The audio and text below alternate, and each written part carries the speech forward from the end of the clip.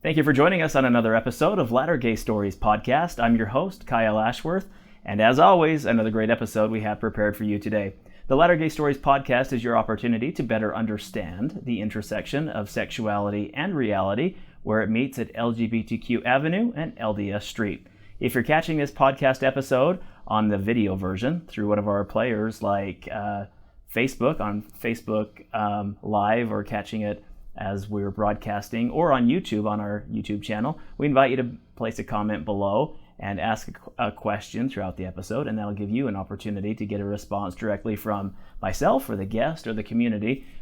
We always love interaction because it does give you and I an opportunity to interact with the guest on the podcast episode, but also to create a little bit more of a conversation regarding the topics that we talk about on the podcast episodes. And if you are following along on the audio versions, we invite you to like and subscribe to the channel there where you're listening to this episode, and it'll give us an opportunity to continue sharing stories like this to a wider and broader community. And as always, we do appreciate every share, every like, and every comment we get, even on social media. It does help us to continue the spread of the message. So the episode today is really fascinating. A good friend of mine that I met a few years ago has a fascinating story, and I wanted to be able to share that story with the podcast audience. And he's been on my mind for a while, and for some reason, maybe this is the time that we strike the iron. But I want to welcome to the Latter-Gay Stories podcast, Keindrick Willis. Hi. I almost did it again. I know, right? Welcome. Thank you. I appreciate you having me. I'm really excited to have this podcast episode out there because I think you have a really unique story. It's a fun story, but rarely on a LDS, LGBT themed podcast like this do we get converts. And so I wanted to bring in your story, not only as a gay man, but a convert to the church, and also a person of color. So we're covering a lot of areas in a single podcast. Yes, we are. And we both share a love of collard greens. Yes. So I definitely want my collard greens now. Like, seriously. we're not going to find any here. I know. I'll just shop at Walmart, and then I'll be all right. No worries. Good luck. Yes. I need all the luck I can get. So Keindrick, tell us about yourself. Well, I am from Tuskegee, Alabama, born and raised. I am the oldest of three kids. I've been raised by my mother since I was young.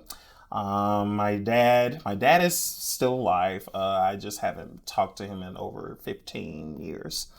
I have three nephews and two nieces. I actually seen my nephew recently over the Christmas break, and I got to hold him for the first time. Yay. Yeah, so it was really awesome. I had a good time with him. So we're going to add Diva and Guncle to the list. Yes, I am a Guncle. Yes. And it's fun, and I love it. I love it a lot. I joined the church back in October 24th, 2007. That was when I was a senior in high school. I didn't even know the church existed where my hometown was, because there was a spot past the road where it was hidden in between like big trees, and it was like a slump little parkway, kind of just hidden behind there. And I didn't even know there was a church building until I actually visited it, and then it was a church building. So it was just really non-existent. When I first joined the church, it was really great. Like, it was nice and spiritual and everything, and it was going great. And I actually found out I had a cousin and that was going to that church. I didn't find out he was my cousin until later, a few years later, because we've hung out a lot. And, we had a good connection, good friendship and everything. And then, he told me he was gay at first. And I didn't know that at all. I mean, I had the vibes, but I didn't know that at all. So I just couldn't confirm it for sure. Then ever since then, I decided I wanted to go on a mission, and I served in the New York North mission from. I want to back up just a little bit. Yes. Because I think our audience might be interested in learning how you found the church, or or how did the church find you? Oh yeah, for sure. So it's funny because it wasn't through the missionaries at all. It was from a couple of friends of mine. They were doing the proselyting and everything. They were doing helping missionaries out, I think, during that time frame. And so that's when they introduced the Book of Mormon to me. And I did everything. I read it during the time frame. It's funny because I didn't read what they told me to read, which I think is funny. But I did find out when I understood some of the truth about it was when I was reading in Alma 32, and that's where my understanding of faith was very different. And so I thought it was just, you believe and then you're good to go. But once I read that chapter specifically, it described faith in a different way that I would never imagine it being. And so that's where, once I started finding out stuff of that nature, that's when I knew some of the truth of it. And so that's when I was taking the discussions, and everything was going well. I went to church, saw what it was. Everything was very different. Because it's predominantly Baptist and Methodist where I'm from, for sure, because it's a Bible Belt. So, but it was very different. It was a different environment, different kind of atmosphere. And so I thought, okay, maybe this could work out. So then it was a discrepancy where my mom was hesitant. But my mom's not like a church-going person, not like that. She's not predominantly Baptist or anything. I could say she is, but I don't think she goes to church on that level. She'll go, but not on that level as most people in the South would. So, but she still believes in God and Jesus and everything like that. But I did somehow convince her to let me be baptized in the church. But it was one of my friends that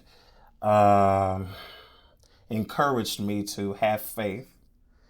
And then once I did that, that's when it happened. So during that time frame, that's when I chose my friend to baptize me in the church. And so that's how I became a member of the church. Gotcha. So friends introduced, so back to the White Handbook days. Yes. Yeah, they were using the member referrals, which was highest on the list for most amount of convert baptism. So there you go. Right. Good missionaries. Yes. Then you said that you were called to serve. Right. What were your thoughts, feelings, excitement around serving? I was very excited. But it's funny that, oh my goodness, when I got my call, my friend literally predicted where I was going. On the dot, on the money when I read it. I read it silently first before I said it out loud. And then he literally said, before I even opened the letter, New York, North Mission. He literally said that. And then I open it and I look, what? I was really shocked. I was just like, you've got to be kidding me. He really predicted where I was going. And so, yes, I was excited. It was magnificent. It was great during the time. And my mom knew about it. And she, of course, it's that pushback when it comes to moms. Because sometimes, you're ambitious of doing something, and then, your parents, they want to, hold on a little more, to their babies. That's really what it is. But she decided that I had to do it. So that's when I did it. So it was really hard.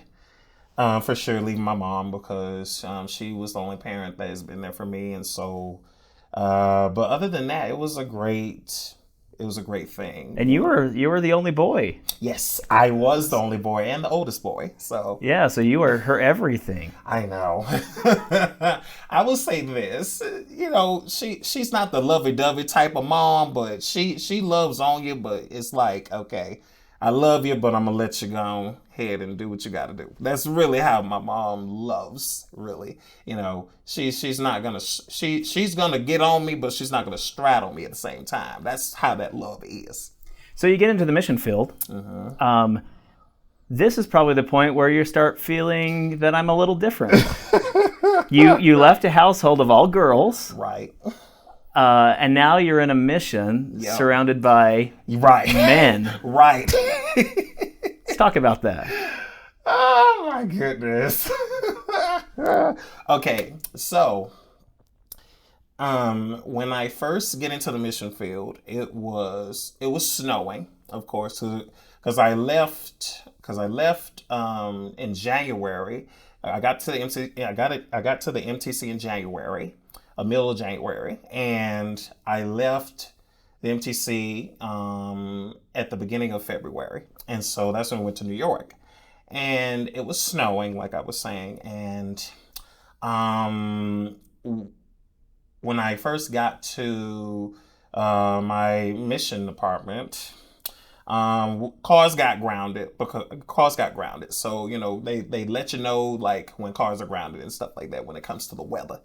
Being bad. So, it was an interesting experience being with all men, but for me, I was that type of person where like I would just have joy for some odd reason, just that happy-go-lucky type of person at the time. I could never tell. You've always seemed so unhappy.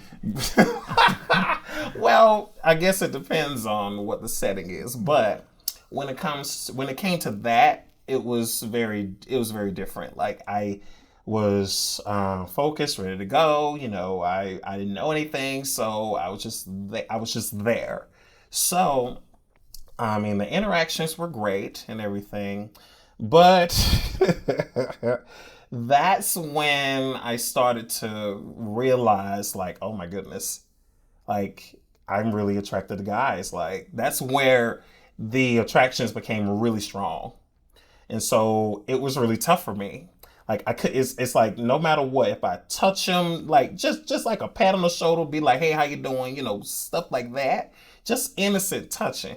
And it would just happen. And I'm just like, oh my goodness, what am I gonna do? Like I can't really focus because I have this to deal with.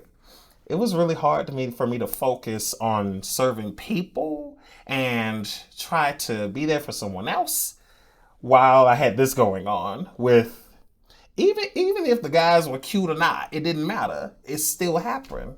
And so that's where I had to really think about this. And so it took me a very long while through the whole mission field, because I've had a point where I wanted to quit the mission because not only when it came to the attractions to guys, but it was really tough as it was anyway. But let's talk about the things that were tough. Yes. So yeah, walk us down that path. Tell us what things you were dealing with. And the reason why I kind of want to venture down this, you've got a unique perspective. There are people who listen to this podcast who are preparing to serve a mission. Right. There are parents who know their children are gay, who also are still desirous to serve a mission. Right. So walk us down that path and kind of give our listeners and viewers an idea as to what your experience was like trying to manage those two feelings. The one where you've got the church, but you also got this identity and what's happening and flourishing and blossoming inside. All right. So this is where you have to have your mental strength come in. It's because you have love for these things, but it's like it's like a mental and a spiritual tug of war. That's really what you're going to be feeling like, because you want to go out there and help people, but at the same time, it's like once you're around a certain gender that you like, that's where it's going to be tough, because it's like you want to help the person, but you don't want to deceive the person at the same time. And so that's where you're going to have that battle. It's all about that mental strength. And so for me, what I did was I had to just push through no matter how tough it got. And I had to keep reminding myself what I was there for. And yes, of course, it's still gonna happen. Of course, sometimes you have to just put it through in the back burner and not really think about it too much.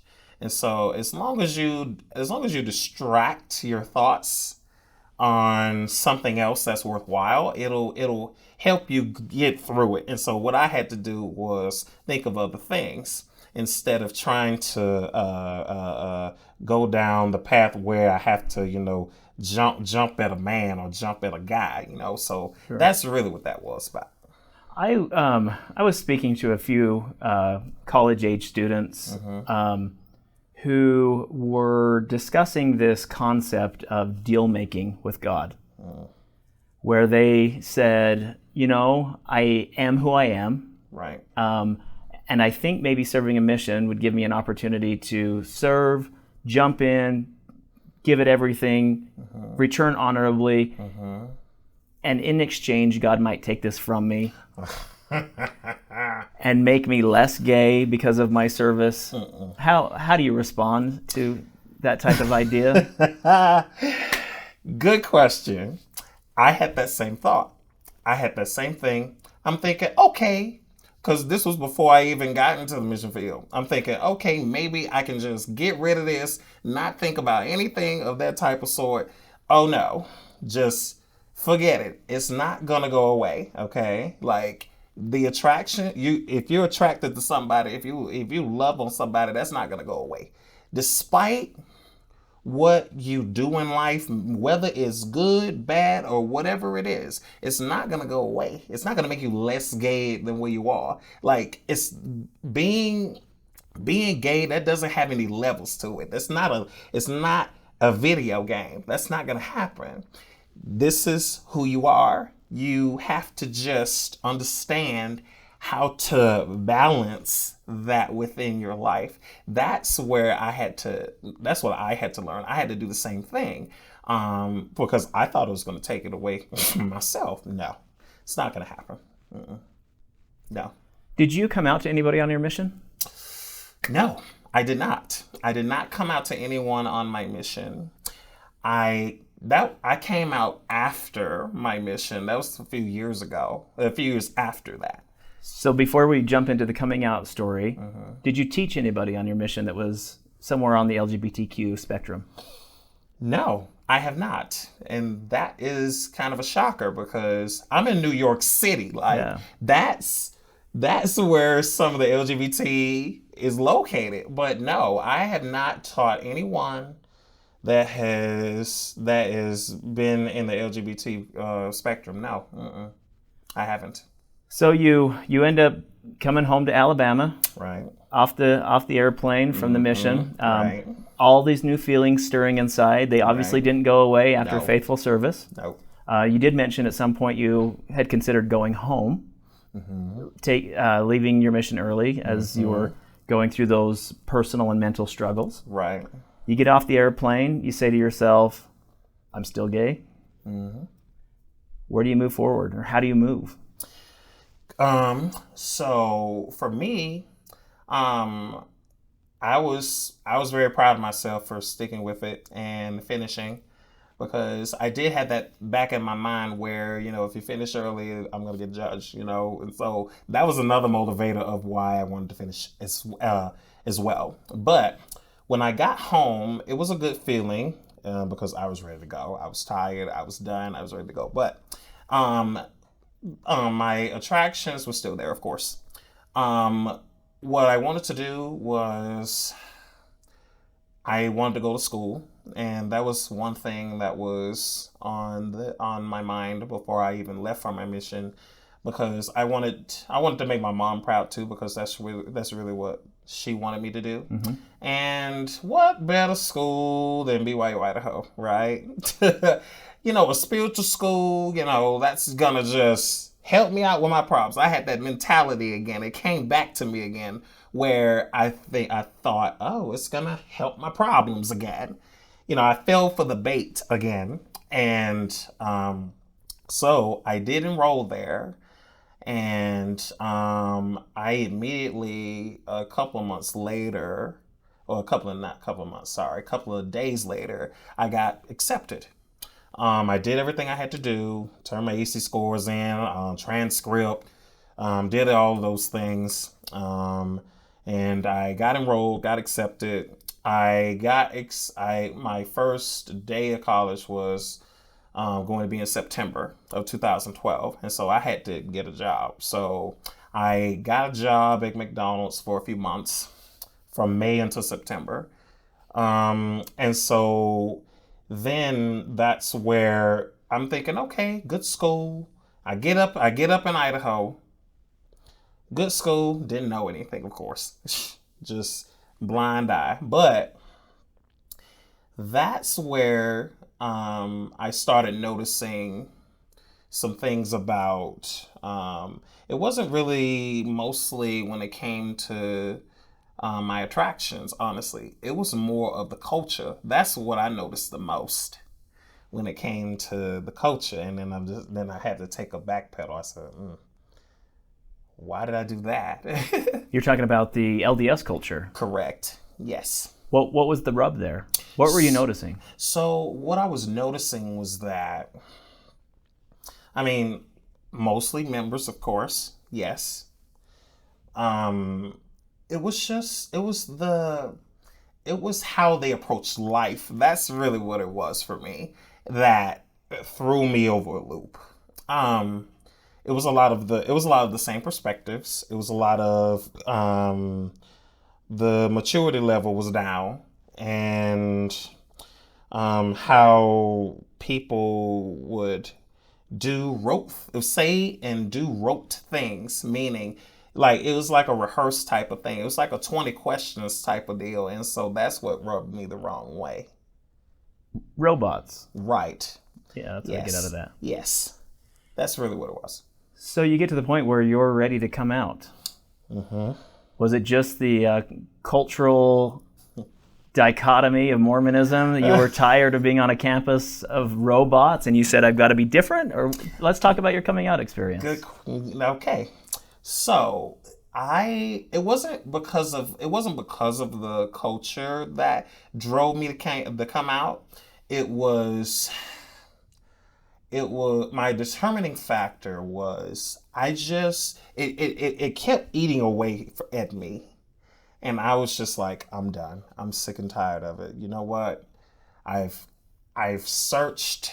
I've asked myself. I've done everything all I can do. I can't get rid of it. I can't. No matter what I do, I can't get rid of this. I cannot. So that's when, in the summer of 2014, that's when I came out. I came out over Facebook.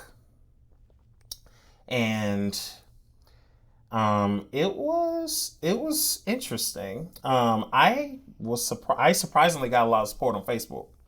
And it was on a Sunday, now I think about it. But I got a call from my mom. And I was just thinking in my mind, oh no. I really hope that she will not get on my case. Mm-hmm. I really hope not. And so that's when my mom called me, and then I picked up the phone. Well, I picked up the phone, and she surprisingly was just like, it's your life. You do what you have to do. And that was basically the butt of the conversation. And I was surprised because those fears that I had didn't happen. The feelings of fear, right, and rejection from your mother. Correct, right. And I was concerned about that because in the South, we it's mostly tradition when it comes to not only, living, but just religion, food, sports, anything traditionally sound, that's what we deal with. And so I was afraid of that. And then this happens. I'm like, oh, okay.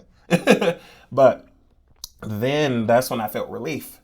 Because sometimes because sometimes once you hold it in for so long, it eats away in you inside. And so that's where you have to take the courage to come out. It's not easy, of course, but it took me a long time, even some other folks longer. But the pain of living closeted was greater than the pain that could be inflicted by coming out. Correct. That was kind of the breaking point. Correct. You look at it and say, it hurts so much to keep this inside that no matter what someone said to me, it can't hurt any worse. Right. Therefore, you made the move.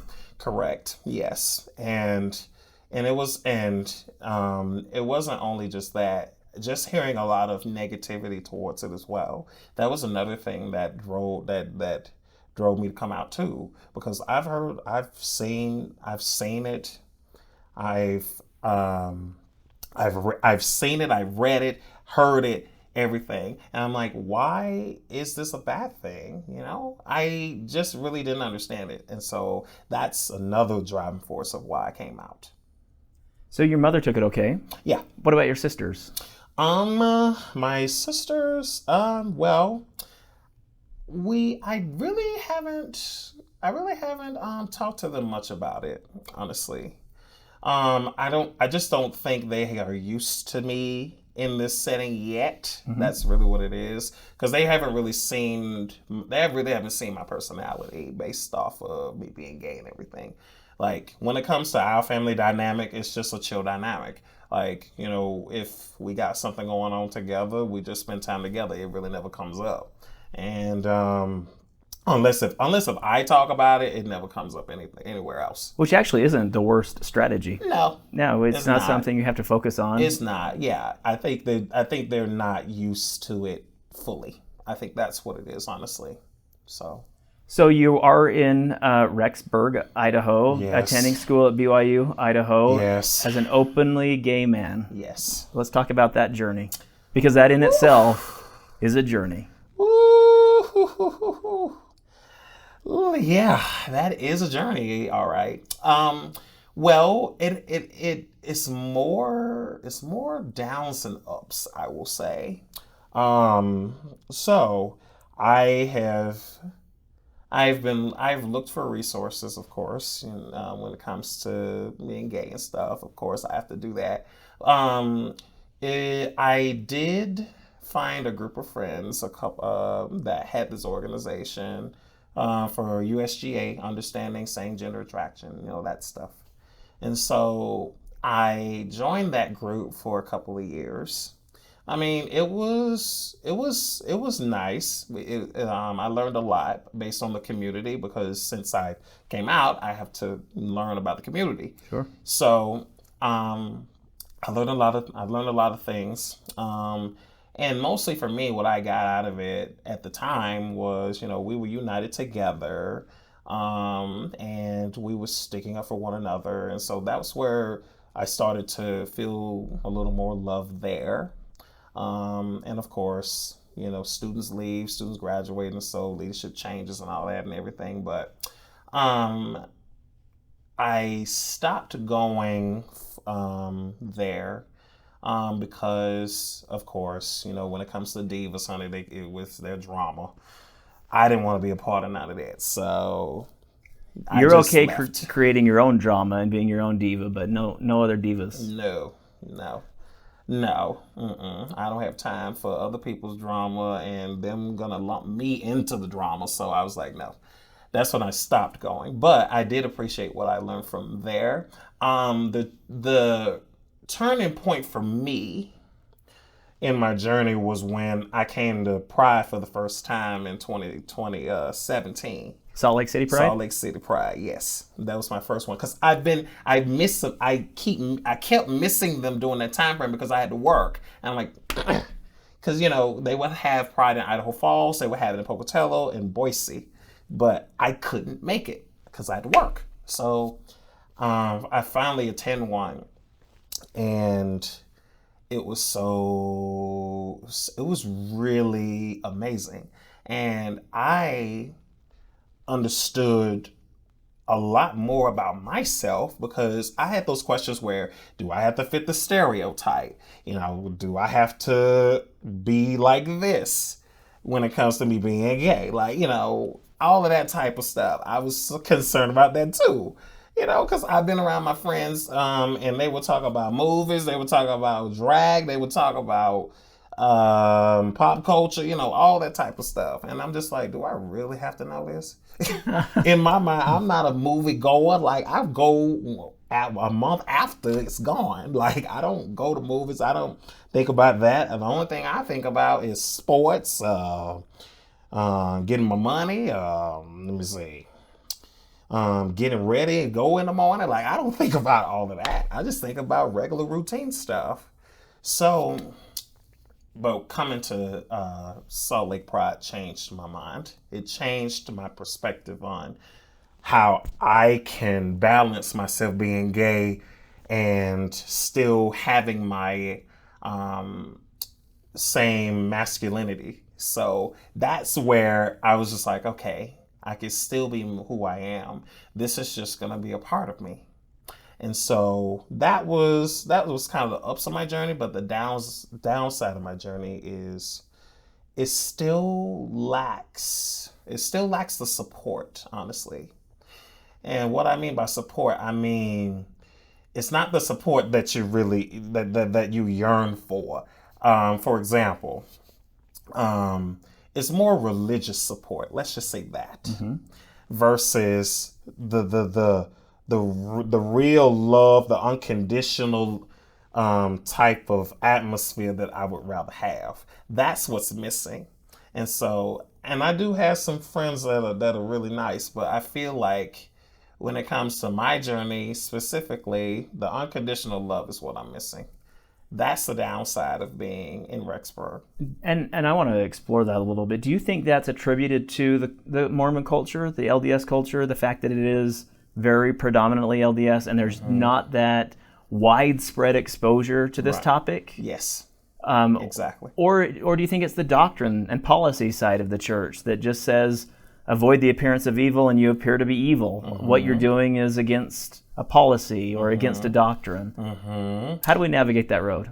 I think it's a mixture of both, because I've seen that I've seen it around, and I've had that effect on me.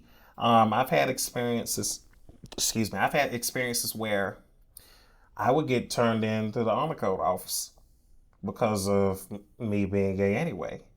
That happened to me twice.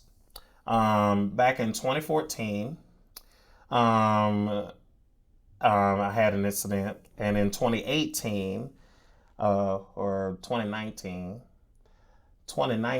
that was where I was going through a tumultuous time.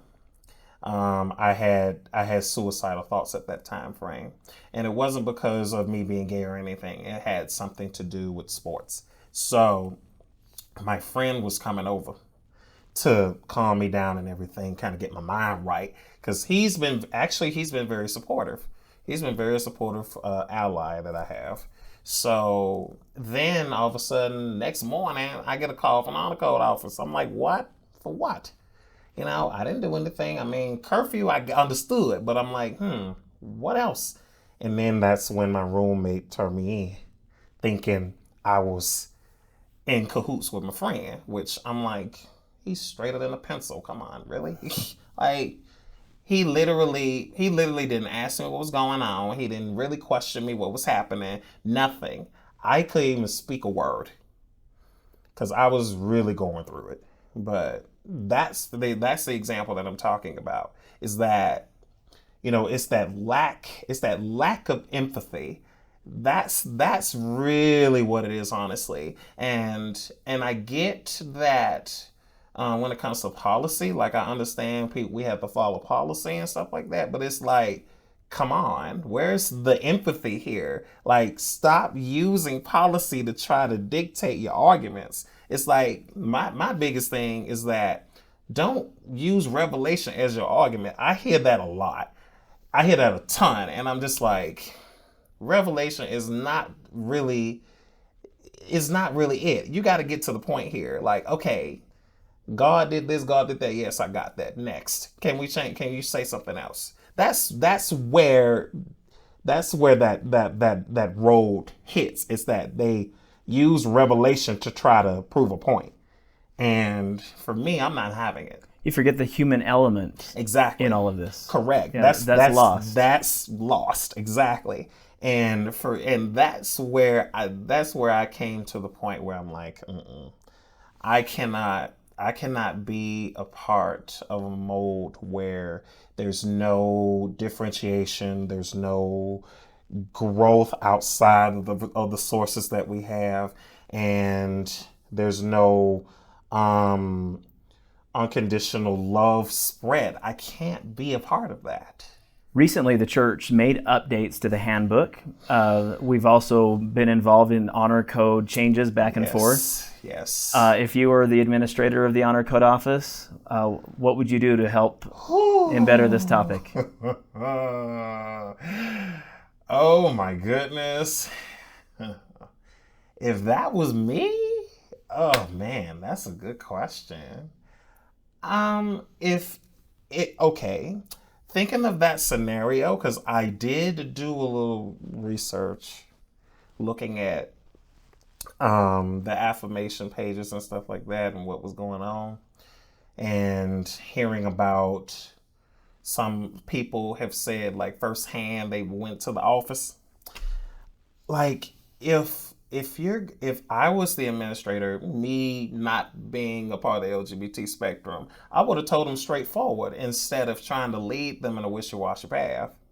If I was in there, I would have been like, no, we can't do this, we can't do that. Straightforward, honestly, and genuinely. But what they did was they removed it, but all of a sudden they changed it again. And so that's where I drew the line. But for me, if I was the administrator, like I said, I would let them know straight up if I didn't believe in it or I wasn't a part of it or anything. I would have told them, hey, this is against the honor code, this is this. So that's what I would have done. But me, where I'm at now, if I was the administrator how I am now, I would have been like, hey, it's nothing against it. There's nothing against it. I would have kept it that way. Instead of, even if I were to lose my job, I would have said, hey, this is gone. This is what it means. This is what it is. Like, I would have told them honestly what it meant instead of going around and not explaining the details. Like, that's where I draw the line. Like, they're not authentic. It's back to your earlier point that they are putting policy and maybe a perspective that doesn't fully understand the LGBTQ experience ahead of personal empathy. Right. And that can be very damaging. It can be. Right. And that's where I've understood how my conversations with people are, and it's not really anything inappropriate either. Like, what I would just speak about just life in general or anything. Like, I would think about not really, I would think about just other things in life. Like, I would use other resources, not necessarily the Book of Mormon and all the other scriptures and stuff. I would think of other things, like think of other perspectives that are truthful in life. And I try to bring that to the table, but it's really hard. It's really hard in the LDS culture because of that melting pot mentality and that fear of God mentality of doing something that may be out of their comfort zone. I think that's really what it is. It's just they're too comfortable. They're too comfortable in their own skin to take a risk in life, and that's where it's preventing them from growing outside of that comfort zone. What do you, and maybe maybe we help this topic by trying to better understand or even create methods of getting people involved, members of the church involved in this topic.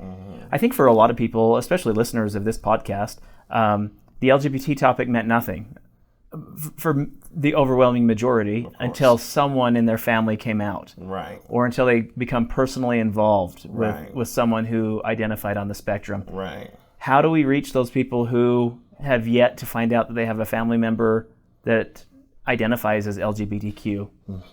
How can we reach into the church to say, pay attention to this, show more empathy, here are resources? What do we do? I mean, I know I'm throwing the whole world on your shoulders now. But what ideas, like, coming from your perspective, what ideas do you have? Okay. So when it comes to not knowing that a family member or someone close to you is in the LGBT spectrum, you have to ask genuinely, and not have an agenda. That's number one, because sometimes when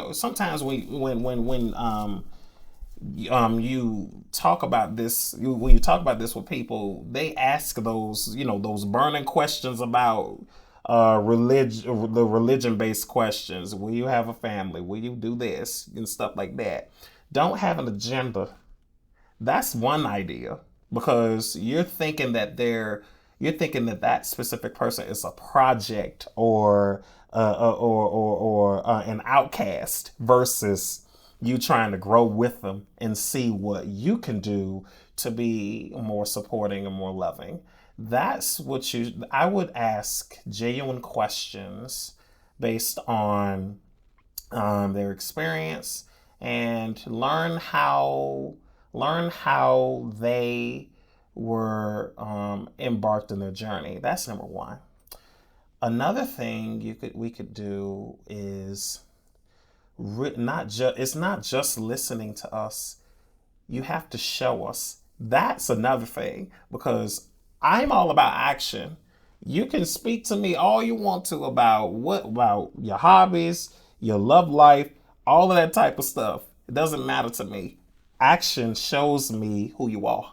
Love is not a noun. It's a verb. Exactly. It's not a noun. It's a verb. Exactly. You got to show it.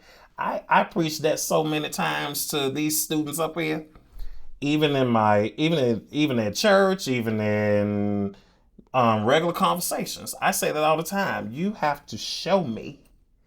If you don't show me, forget it. I'm not going to believe anything you tell me. You have to show me the love. You have to show me the support. And you have to show me that you're there for me. You can't just tell me. You can't just tell me. Oh, but now you sound like a doubting Thomas. Right, exactly. You can't just tell me. You could tell me until you're blue in the face until you reach Pluto, but you must show. That's how you're going to get through not only to us as the LGBT community, but you're going to show everybody that you're there, That's really what it is, and another thing is we could let's see, I just want to make sure that I'm gonna get this right. You can hold events as well, just like you were saying, like the North Star Conference. That's one thing. If you have those if you have those members of the church that are struggling to make a decision on to stay with the church or not, you could provide that as a resource, because I'm sure they have good resources at the North Star Conference, the North Star organization, based off of that as well. You could recommend that. Yeah, so you're bringing up North Star. There are a variety of groups out there who help train church leaders in this topic. North Star, Affirmation, Individual. There are other podcasts that also help members of the church better understand this topic. Recently, 2017, Elder M. Russell Ballard went to BYU and said, "We're not doing a good job, Mormons." That's one we could... Pretty much. That's one of... They could be called Mormons, right? Yeah. I don't care. we're not doing a good job at understanding and listening to the experiences of the LGBT community. Right. That was a little bit of a rebuke coming from an apostle. Yes, it was. So the takeaway from that meeting was that it was important to hear the stories and become involved, and there are resources out there to help church members become more involved. Right. And I think your suggestions are good. I always am interested in trying to better understand this journey for just a lay average member of the church who doesn't have a reason to jump into LGBTQ topics. Right. If they don't have a child, if they don't have a friend, if they don't have a family member who's come out, most wouldn't give a hill of beans to this cause or to better understand. And that's not just the fault of Mormonism. Of course. There are some things I'm not concerned about because they don't impact me and they don't change me. The problem is I don't know yet that I have a child who could identify on the spectrum. Right. I don't know if a friend, because they have yet to come out. And am I a safe place for them to come out to? Do they feel comfortable coming out to me? So those are, in my opinion, those are the reasons why it's important for members to get on board today, rather than 9 years or 9 weeks down the road when they do have a child that comes out. Correct. So that they can show forth love, as you talked about, instead of confusion and cause more problems to them. Right, because it'll help better in the sense where you're serving others as well. You're doing the due diligence not only to help yourself but help someone else. And you're giving up yourself for someone else. And that's what the church teaches, is that if you love others and if you serve others, you're going to develop that love. And so when it comes to that will help. It's back to the baptismal covenants. Yes. You're mourning with those who mourn. You're comforting with those who need comfort, or you're giving comfort. Right. You're lifting up. Right. And ministering as a disciple of Christ. Exactly. That's what I tend to bring up a lot. I may not recite the scripture to somebody, but that's basically what I'm bringing up. I bring that up all the time, and it's just it seems like it just gets thrown out the window in a sense where they want to twist it. That's where it gets thrown out. What is your advice to church leaders who are navigating this space? All right. Let's see. When it comes to advice for church leaders, normally I am not going to be this brutally honest, but I'm going to be. Get up and move. Let's go. Stop sitting there and thinking about the next thing. Get up and do it now. That's my advice. You must try. You cannot just go on the days flying by. You must do it. You must love. You must share. And I will say this, you have to get out of your own way and serve those members that are in the spectrum, and not have an agenda on trying to fix them. You must go and be loving. That's what you do. That's how you get in. Literally, that's how you get in. If you hear where they're coming from, then you'll know. But don't come with an agenda, because I'm telling you, that's not going to help you. That's not going to help you understand who they are, how they operate in life, and what their journey is. You must come with open arms. You cannot come with the defense mechanism of the policies and the revelations and all that. You must come with an open heart. Nobody knows the doctrine better than a closeted LGBT person. Oh yeah, trust me. But yeah, you have to have an open heart. You must. Excuse me. If you don't have that, I'm sorry. They're not going to speak to you. Period. And I've had problems with leadership. Me included. And I've avoided leadership so much up there. But it is tough, yes. Trust me, it is tough for y'all. I get it, because you have to serve everybody that's around in the ward boundaries. I get all of that. But if you specifically have members that are in the LGBT spectrum and you want to touch them, you must listen to them. Period. No ifs, ands, or buts. I don't care what you got going on. You must listen to them. It is exactly what Elder Ballard said at BYU. Period. We must listen to and understand. That's it. You have to do literally what Elder Ballard said. You must do that. If you don't, I'm sorry. You're not going to get anywhere. So, yes, stop playing the shirts and skirts game and do what you're supposed to do. What does the future look like for Keindrick? For me, well, I will say this. So for me, when it comes to the future, after I graduate, I'm done. I've had my limits. I've had my points in life where I've thought about where my spirituality lies. And for me, it looks like I'm going to be done with the church after I graduate, for sure. But when it comes to my future plans, when it comes to my life in particular, I'm going into math education. I'm going to teach secondary ed students. Yes, that's going to be really tough for me. Not only when it comes to high schoolers, but me being gay as a teacher in there anyway. So I know that's going to be tough. I would love you as a high school teacher. You're a riot.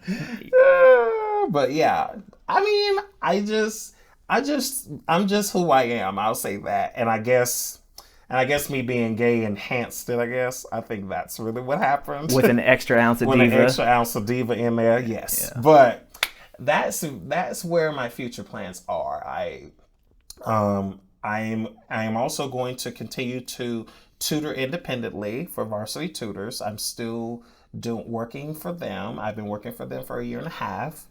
I've basically been exposed to high school students, middle school students, even the college students, outside of Rexburg, of course. So I've tutored in the East Coast, West Coast, Midwest, and it's been a blast. It's been really a blast with that job. But yeah, other than that, when it comes to spiritual aspect, yes, I will leave.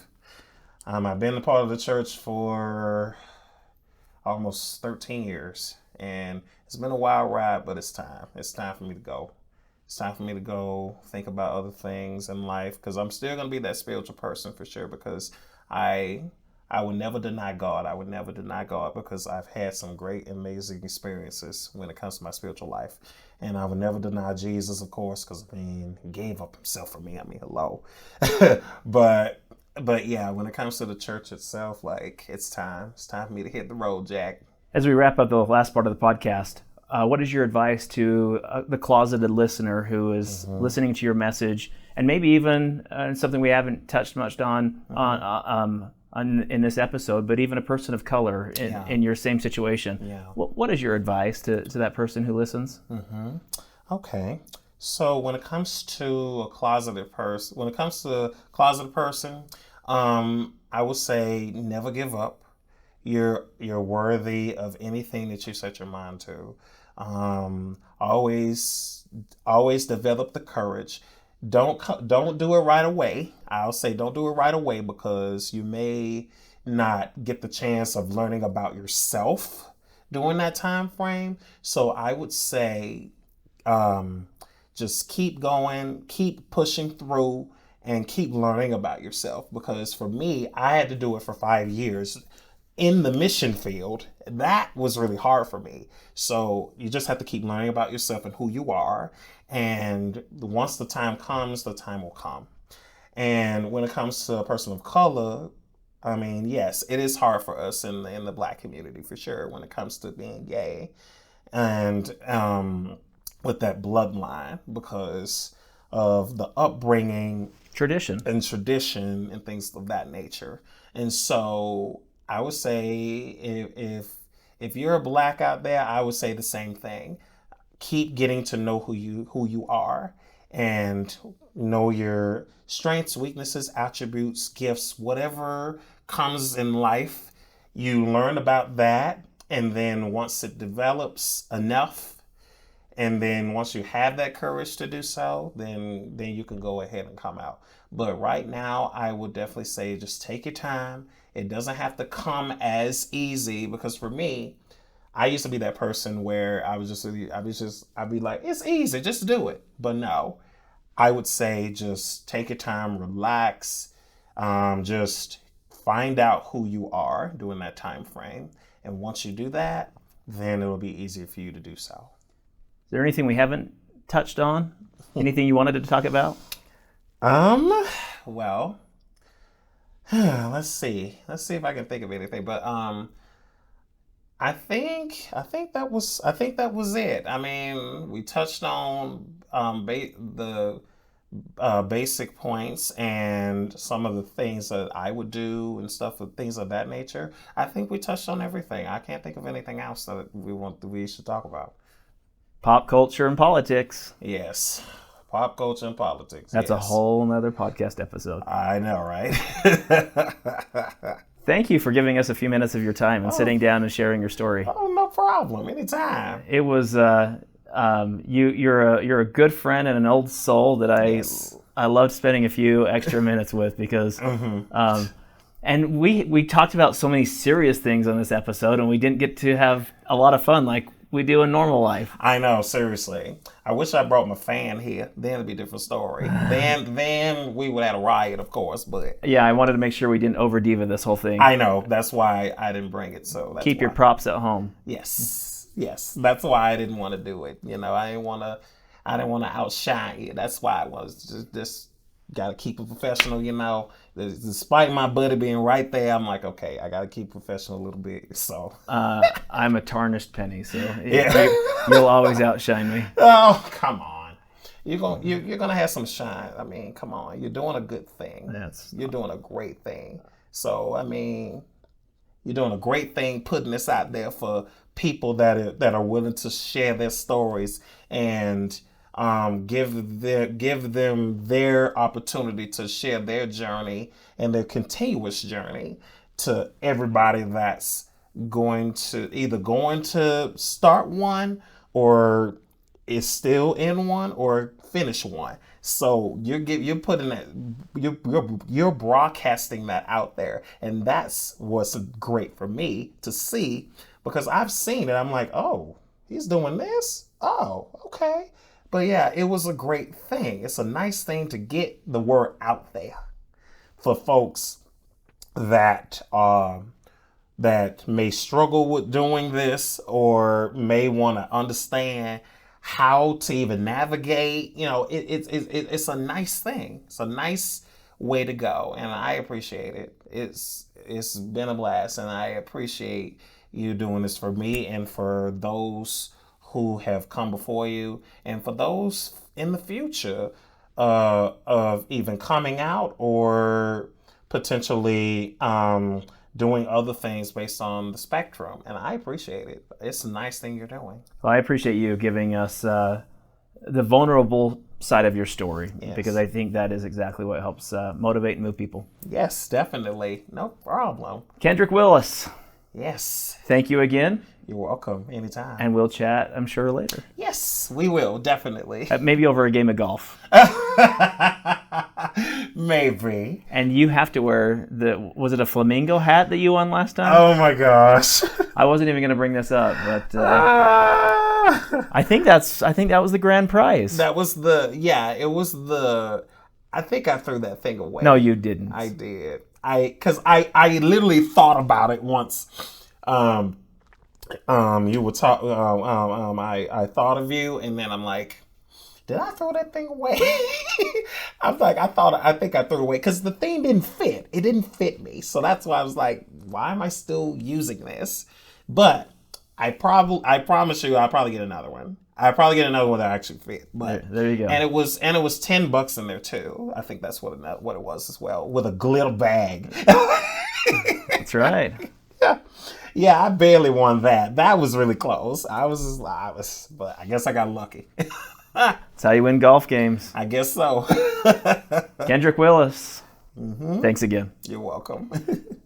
The Latter Gay Stories podcast, your opportunity to better understand the intersection of sexuality and reality, where it meets at LDS Street and LGBTQ Avenue. Again, we want to thank Keindrick for sharing his story. And if you have a story you want to share as well, we invite you to contact us at the Latter Gay Stories podcast, and we'll get you taken care of. We would love to hear your story, however it relates on the LGBTQ LDS spectrum. It gives us an opportunity, as Keindrick said, to better understand this experience for those who have come before and those who will lay future trails and paths and blaze new trails for those who are just coming out. It's an exciting time to see things unfold. We talked a little bit about what's happening at BYU and the honor code and handbook changes and so many things happening in the LGBTQ world. Sometimes I like to say it's strike while the iron's hot, where there's so much attention on this topic. It's important to share episodes like these. It's important to interact and become familiar with a community that leads to more grassroots change. We've learned in the church that many changes, especially when it comes to policy and revelation, happen from the bottom up, not necessarily the top down. And it's the grassroots bottom part of the church, and especially within the LGBTQ movement, that will make big differences and big sweeping changes within the church. And because you're participating and watching and being involved in topics like this, you are part of that change, and we appreciate it. If you want to continue helping us spread this message and building bigger and stronger bridges between the LDS and LGBTQ community, we invite you to make a donation to this podcast. There are two simple, easy ways of doing that. First, by logging on to our website at lattergaystories.org and clicking on the Donate tab. You're also able to send us a Venmo donation. Either on the website or through Venmo, you can make monthly donations that help us support this podcast. No salaries, no payment, just it helps us to pay for all kinds of things like hosting fees and listing fees and broadcast fees and travel and the expenses associated with producing episodes just like this. The other great and free and easy way of helping us is by sharing episodes, commenting, and liking wherever you find this podcast. If you are listening to it on an audio version, we invite you to subscribe to the channel. And if you are watching this on a video version, we invite you to like this video, also share it with your sphere, and even make a simple comment that helps to spread awareness and create awareness surrounding this topic. Again, we want to thank you for joining us on this episode. If you have any questions, and either for myself or the guests, feel free to comment, post them below, or visit our website and send us a quick email through the contact tab. The Latter Gay Stories podcast is your opportunity to continue writing your Latter Gay story.